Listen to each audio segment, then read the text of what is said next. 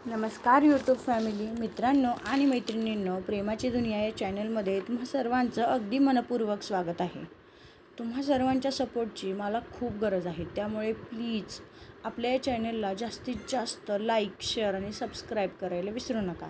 मित्रांनो आणि मैत्रिणींनो, तुम्ही जर आम्हाला सपोर्ट केला तरच आम्हाला कथा लिहिण्यात किंवा ती तुमच्यासमोर मांडण्यात एक वेगळाच उत्साह निर्माण होतो. त्यामुळे प्लीज आपल्या या चॅनलला असाच सपोर्ट करत राहा. चला तर मग सुरुवात करूया आपल्या आजच्या कथेला. ती अर्धे डोळे उघडूनच नजर फिरवू लागते. तिची नजर शेजारी असलेल्या रियांशवर जाते आणि ती हलकेच त्याच्या डोक्यावर हात फिरवू लागते. पण तिचा स्पर्श होताच रियांश जागा होतो आणि म्हणतो, जान, आता तू ठीक आहेस ना? तुला काही त्रास होतोय का? कुठे दुखतंय का? असं विचारू लागतो. मानवी डोळ्यांनीच नकार देते, कारण तिला रियांशची तळमळ पाहवत नव्हती. सॉरी मित्रांनो, तिथं पाहत झाले, कारण तिला रियांशची तळमळ पाहवत नव्हती. रियांश पटकन बाहेर येतो आणि डॉक्टरांना बोलावतो.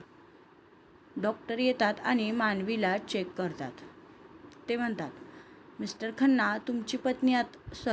सक्सेना, तुमची पत्नी आता धोक्याबाहेर आहे. पण जोपर्यंत जखम भरत नाही तोपर्यंत त्यांना इथेच थांबावं लागेल. त्यानंतरच आम्ही त्यांना डिस्चार्ज देऊ. डॉक्टर त्यांचं बोलणं संपवून बाहेर जातात. त्यांना बाहेर येताना पाहून तनू, यश आणि सुमित वॉर्डमध्ये जातात. तनू मानवी शेजारी जाते आणि म्हणते, जान, तू ठीक आहेस ना? मानवी तिला डोळ्यांनीच इशारा करते. तनू थोडं ओव्हर ॲक्टिंग करत म्हणते, जान, तू माझी आणि जिजूंची जानच काढली होतीस. तुला माहीत आहे का जिजू किती टेन्शनमध्ये आले होते? मानवी रियांशकडे पाहते आणि डोळ्यांनीच त्याला म्हणत होती, काळजी करू नका, मी ठीक आहे. त्यानंतर मानवीचं हसू अचानक वेदनेत बदलतं. तिच्या डोळ्यातून अश्रू वाहू लागतात. तिच्या पाठीत खूपच वेदना होत होत्या. तनू लगेचच डॉक्टरांना आवाज देते. तिच्या डोळ्यातील अश्रू पाहून रियांश खूपच अस्वस्थ झाला होता. डॉक्टर सर्वांना बाहेर जायला सांगतात, पण मानवीने रियांशचा हात घट्ट पकडला होता. त्यामुळे रियांश डॉक्टरांना रिक्वेस्ट करतो आणि डॉक्टरही त्याला होकार देतात. डॉक्टर मानवीच्या पट्ट्या सोडून जखम साफ करतात आणि पुन्हा बँडेज करतात. ते मानवीला इंजेक्शन देतात. त्यामुळे तिला त्या वेदनांपासून आराम मिळतो आणि ती गाढ झोपी जाते. डॉक्टर म्हणतात, मिस्टर सक्सेना, त्यांना अशक्तपणा असल्यामुळे जास्त त्रास होत आहे, पण लवकरच त्यांना बरं वाटेल. एवढं बोलून ते निघून जातात. मानवीच्या वेदना आणि तिचे घाव रियांशला असह्य होत होते. दुसऱ्या दिवशी संध्याकाळी तनू आश्रमात पोहोचते आणि घडलेल्या सर्व प्रकाराविषयी आश्रमातील सर्वांना सांगते. सर्वांनाच मानवीची खूप काळजी वाटत होती. ते सगळे हॉस्पिटलला निघणार इतक्यात तनू त्यांना अडवते आणि समजावते, जेव्हा मनूला बरं वाटेल तेव्हाच आपण सर्वजण हॉस्पिटलमध्ये जाऊया. असंच हॉस्पिटलमध्ये 7 दिवस निघून जातात. 8व्या दिवशी डॉक्टर मानवीला चेक करतात आणि तिचे टाके तोडून तिला डिस्चार्ज देतात. तिच्या जखमा पूर्णपणे भरल्या होत्या, पण अजून आठवडाभर तिला पूर्णपणे बेड रेस्ट सांगितली होती. त्याचबरोबर तिला मेडिसिन ही टाईम टू टाईम घ्याव्या लागतील असं देखील डॉक्टरांनी बजावलं होतं. तनू रोजच हॉस्पिटलमध्ये यायची. त्यामुळे यश आणि तिची मैत्री चांगलीच घट्ट झाली होती. मानवीला डिस्चार्ज मिळाल्यानंतर रियांशने तनूला काही दिवस तिच्यासोबत घालवण्याची रिक्वेस्ट केली होती आणि तनूने ती एक्सेप्ट देखील केली होती. रियांश, तनू आणि कमलाजी, त्याचबरोबर घरातील सर्व मेड मानवीची खूपच छान काळजी घेत होत्या. या सर्वात 10 दिवस असेच निघून जातात. तनू देखील भिलात चांगलीच रुळली होती. ती सर्व मेड आणि मानवी सोबत खूप छान वेळ घालवत होती. रियांश मात्र कामामुळे व्यस्त झाला होता, पण तरी देखील तो जेव्हा घरी असायचा तेव्हा मानवीची खूपच छान काळजी घ्यायचा. त्यानंतर एके दिवशी मानवी, तनू आणि यश पुन्हा हॉस्पिटलला जातात, कारण डॉक्टरांनी मानवीला चेकअपसाठी बोलवलं होतं. रियांशला तिच्यासोबत जाणं शक्य नसल्यामुळे त्याने यश आणि तनूला आधीच सांगून ठेवलं होतं. डॉक्टर मानवीला चेक करतात आणि म्हणतात, मिसेस सक्सेना, आता तुम्ही एकदम ठणठणीत आहात. तनू म्हणते, डॉक्टर, ती खरंच ठीक आहे ना? आता ती सगळं काम करू शकते ना? डॉक्टर म्हणतात हो नक्कीच आता त्या एकदम ठणठणीत आहेत.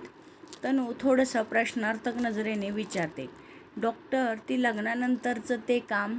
डॉक्टर तिचा मुद्दा समजतात आणि होकार देतात. मानवीला तनूचा खूपच राग येत होता. ती बाहेर आल्यावर तनूला एक फटका देते आणि म्हणते, तू वेडी आहेस का? तू डॉक्टरांना काहीही फालतू प्रश्न कशी विचारू शकतेस? त्यावर तनू म्हणते, ओ हॅलो, मी फक्त माझ्या जिजूची हेल्प करायला विचारलं. त्यावर मानवी म्हणते, आली मोठी जिजूची लाडकी, चल. असं म्हणत त्या दोघीही कारमध्ये बसतात आणि विलाच्या दिशेने निघतात. काही वेळातच त्या दोघी घरी पोहोचतात.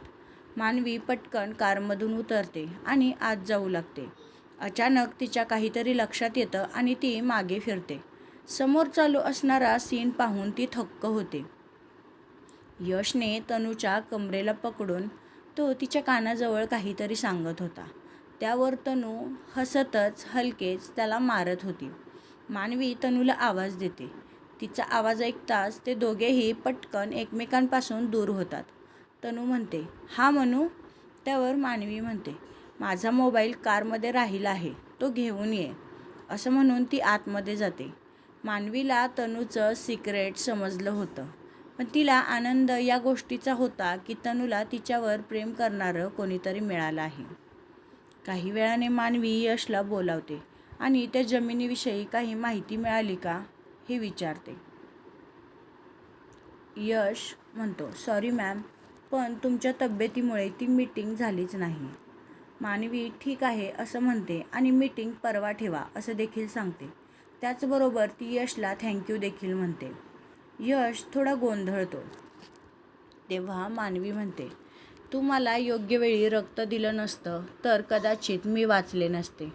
हे ऐकून यशच्या डोळ्यात पाणी येतं, कारण मानवी यश आणि सुमितला अगदी परिवारासारखंच ट्रीट करत होती. तनू हे सर्व एका कोपऱ्यात बसून बघत होती. मानवी तिला आवाज देते आणि तिच्याकडे बोलावते. ती तनूला म्हणते, चल आज आपण दोघी मिळून जेवण बनवूया. ती यशला पण जेवण करूनच जाण्याचं सांगते. यश होकार देतो. मानवी आणि तनू छान गप्पा मारत जेवण बनवत होत्या तर सर्व मेड हॉलमध्ये होत्या. संध्याकाळचे 7:30 झाले होते. रियांश विलात येताच मानवीविषयी विचारतो. मेड किचनकडे बोट दाखवतात. तनूने मानवीला तिच्या आवडीचं गाणं म्हणायला सांगितलं होतं आणि ती फ्रीजमधून काहीतरी काढत होती. रियांश मानवीला पाहताच तिच्या कमरेला पकडून तिला मिठी मारतो. त्याच्या हे लक्षातच येत नाही की तनू देखील तिथेच होती. मानवी त्याला म्हणते, हे काय करताय, सोडा मला. तनू पण रियांश तिला पुढे बोलूच देत नाही. तो तिचं काही ऐकून न घेता म्हणतो, काय गजान, खूप दिवसांपासून मी स्वतःला कंट्रोल केलं आहे आणि इतक्या दिवसांनी तुझ्या इतकं जवळ आलोय तर प्लीज थोडा वेळ मला तुझ्यापाशी राहू दे. आणि राहिला प्रश्न तनूचा, तर तिला चांगलंच माहीत आहे कधी काय करायचं ते. एवढं बोलून तो तिच्या खांद्यावर डोकं ठेवतो आणि तिच्या मानेजवळ ओठ फिरवू लागतो. काही क्षणातच त्याचा श्वास उष्ण होऊ लागतो.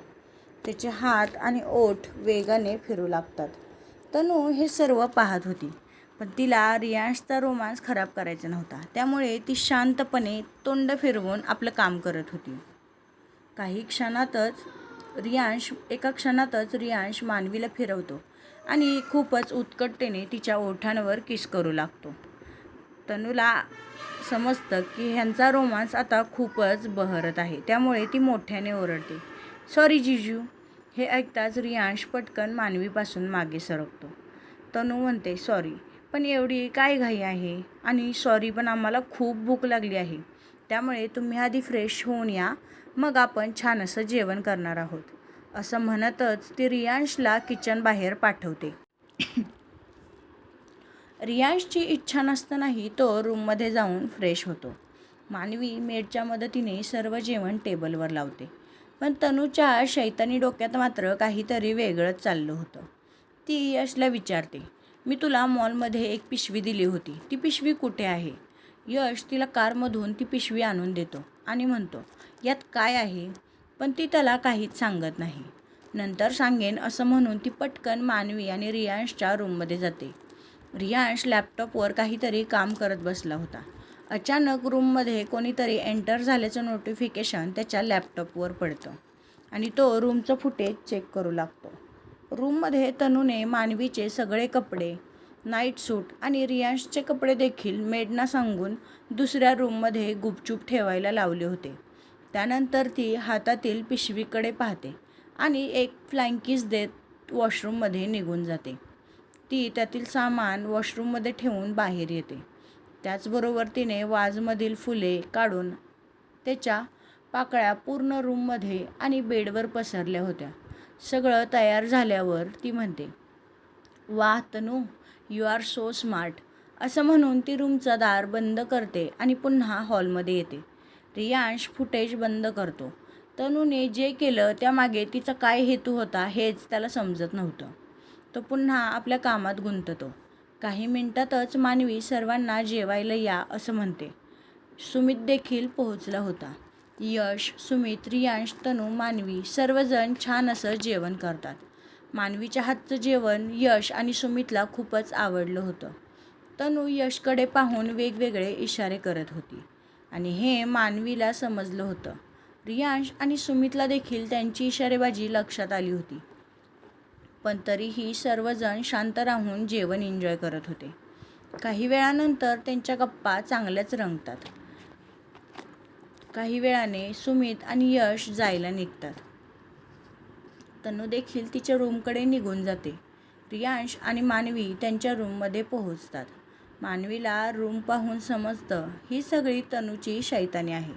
पण ती फ्रेश होण्यासाठी वॉशरूममध्ये निघून जाते.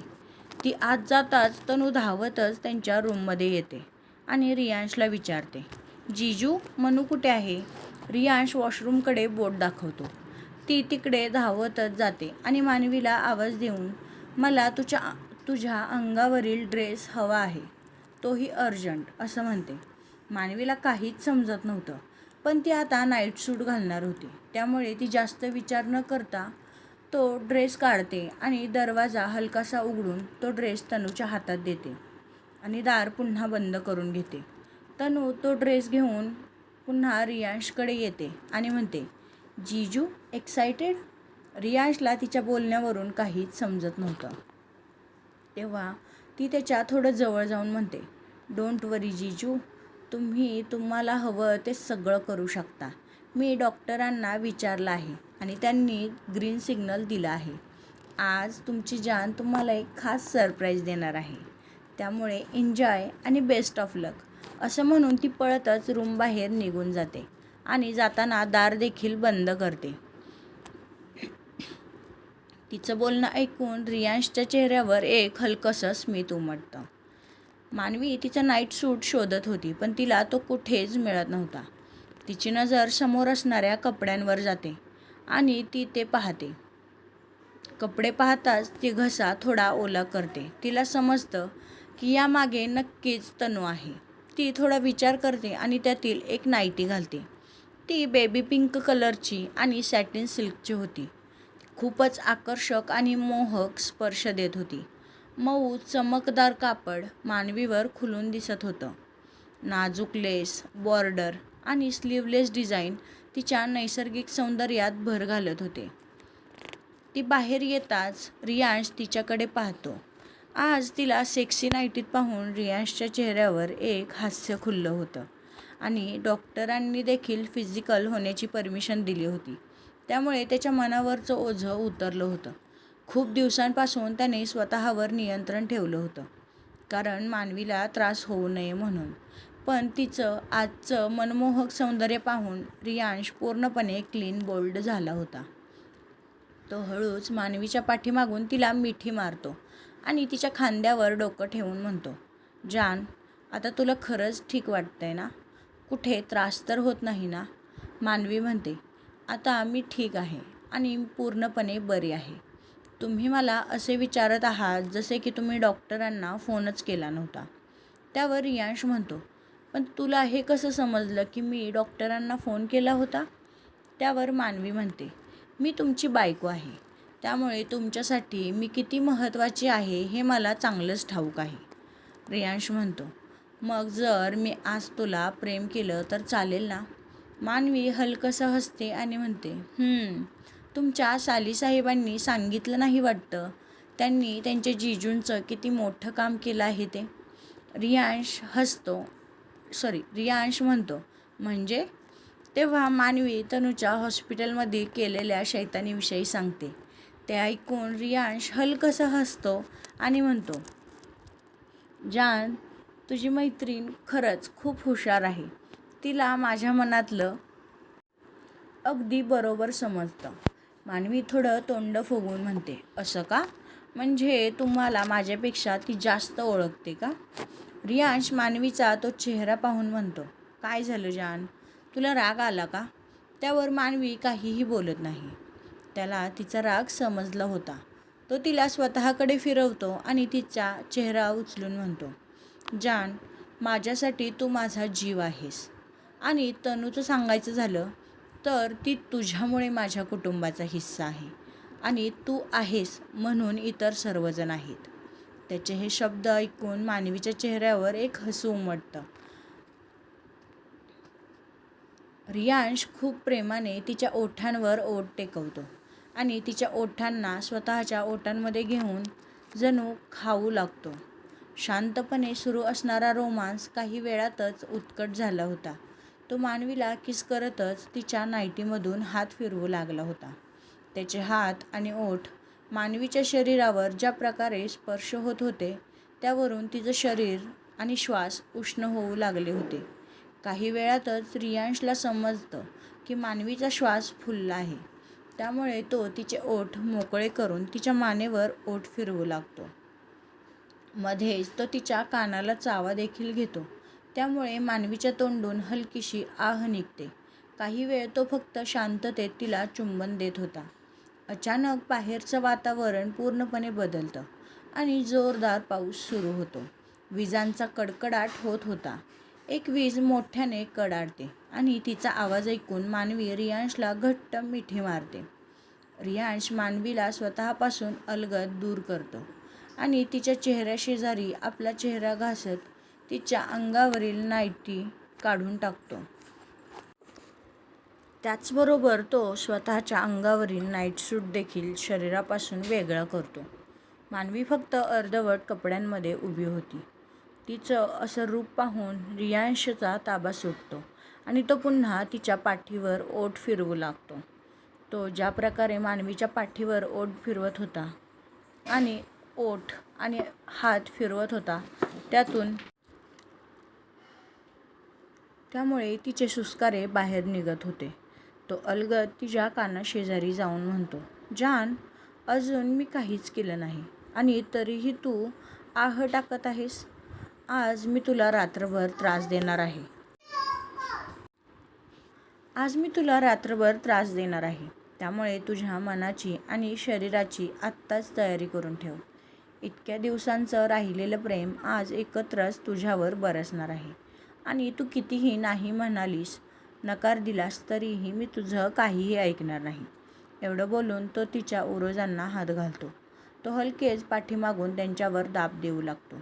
त्याच्या या कृतीने मानवी पायाचा अंगठा दुसऱ्या बोटावर घट्ट दाबते. रियांश त्याचे ओठ आणि हात उघड्या शरीरावर फिरवत होता. अलगद तो तिच्या पाठीवर ओठ फिरवतच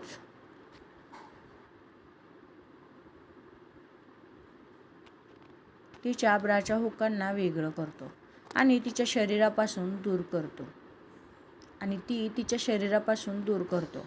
मानवी डोळे घट्ट मिटून घेते. बाहेर पावसामुळे वातावरण एकदम थंड झालं होतं, तर रूममध्ये रोमॅन्टिक आणि उष्ण. रियांश आता चांगलाच उत्तेजित झाला होता. तो मानवीच्या अंगावरील उरलेले कपडे देखील काढून टाकतो. तो तिला स्वतःकडे फिरवतो आणि म्हणतो, जान, तू खूपच हॉट दिसतेस. तुझं हे रूप मला वेड लावतंय गं. तुझं हे नाजूक शरीर आणि गोरा वर्ण. एवढं बोलून तो तिच्या ओठांना पुन्हा ताब्यात घेतो आणि त्याचे हात तिच्या पाठीवर आणि मानेवर फिरवतच तिला बेडजवळ नेतो. मानवी देखील त्याला प्रतिसाद देत होती. तो तिला बेडवर झोपून तिच्या अंगावर चढतो. रियांश कधी तिच्या उरोजांना जोरात दाबत होता, तर कधी आपल्या तोंडात घेऊन त्याचा आस्वाद घेत होता. मानवीला ते सहन होत नव्हतं, त्यामुळे तिचे श्वास आणि सुस्कारे वेगाने खोलीत घुमू लागले होते. ती जेवढ्या वेगाने सुस्कारे टाकत होती, रियांश त्यापेक्षा दुप्पट वेगाने तिला त्रास देत होता. काही वेळाने तो तिच्या उरोजांना सोडतो आणि तिच्या मानेवर चावा घेतो. मानवी त्याला थांबवण्याचा प्रयत्न करते, पण तो तिचे हात आपल्या हातांनी घट्ट पकडतो आणि खूपच उत्कटतेने तिला किस करू लागतो. काही वेळातच तो तिच्या नाजूक भागाला हात घालतो आणि त्यावर हात फिरवू लागतो. तर मित्रांनो, आपला आजचा भाग इथेच संपत आहे. हा भाग तुम्हाला कसा वाटला हे मला कमेंट करून सांगायला विसरू नका. आणि आपला पुढील भाग खूपच रोमॅन्टिक आणि इंटरेस्टिंग असणार आहे, त्यामुळे नक्की पहा. आपल्या चॅनेलला आत्ताच लाईक, शेअर आणि सबस्क्राईब करून ठेवा, त्यामुळे तुम्हाला या चॅनेलवरील नवनवीन अपडेट्स पाहायला मिळतील. चला तर मग भेटूया पुढच्या भागात. तोपर्यंत बाय बाय.